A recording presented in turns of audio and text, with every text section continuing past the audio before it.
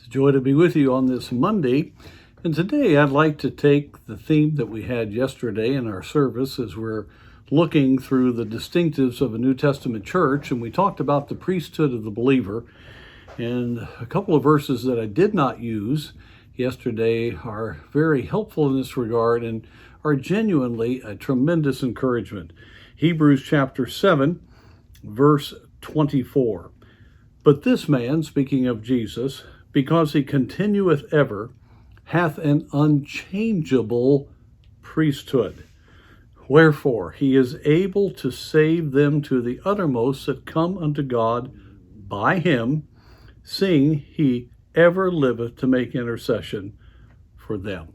And it goes on to talk about more things that he, as our high priest, does for us. It's so wonderful to realize that we can go to God because of the work that Jesus Christ did for us on the cross. He became our high priest. He offered himself. He was the sacrifice, and he has broken the barrier between God and man. But as we look at those couple of verses, I just want to point out some things that I believe can be a real help to you.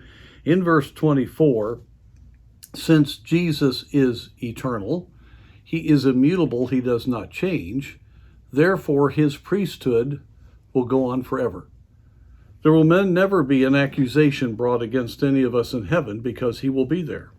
He will be the unchangeable Son of God who sits at the right hand of the Father. He is our mediator. He will sit there with the evidence of his victory on the cross. And so therefore, he has an unchangeable priesthood. We can always go to him. He will always be there to stand for us. And that's a great comfort. Everything in this world changes. You can't count on anything. You can be excited about something happening one day, and a few weeks later that has changed. And especially when it comes to what's happening in the realm of politics or government or nations, it's just a very unstable world. But he is absolutely stable. But because of that, we have that precious verse that we often quote, verse 25. He's able to save us to the uttermost when we come to him.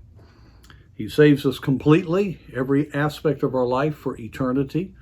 But he is able now to save us from ourselves, from our sin. He is able to transform our lives by his grace and through the victory that he had. And part of what is so encouraging is that he, because of what he did, is able to make intercession for us, and he ever liveth to make intercession. He's standing as our mediator, but he's also there at the right hand of the Father as our intercessor. Many, many times God has encouraged my heart with that glorious truth. He ever lives to make intercession for me. That's what he did from the very beginning when he created mankind. He was the lamb slain before the foundation of the world. He came to save me and to save you forever. And he came to complete his work. And he is giving of himself even now to make very specific intercession for us.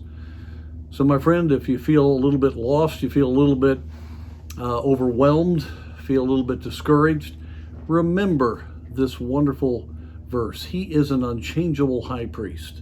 He is able to save you to the uttermost. And he right now is living to make intercession for you. And God is wanting to complete in you and in me the fullness of what he has planned throughout the ages. We are predestinated to his glory, to be changed into his image. Oh, may God help us get a hold of that truth and revel in who we are in Christ.